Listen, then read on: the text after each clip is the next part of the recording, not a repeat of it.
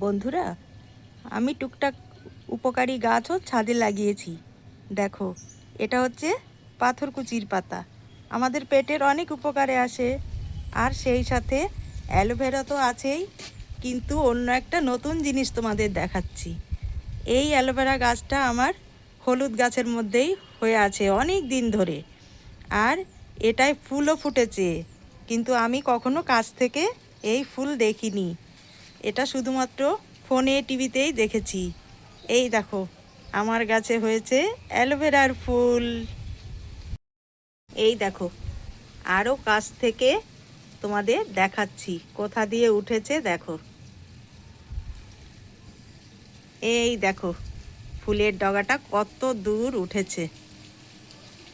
আর এটা মনে হয় আরও ফুটবে, কিন্তু এটা দেখেই আমার খুশি লাগছে, তাই তোমাদের দেখাচ্ছি।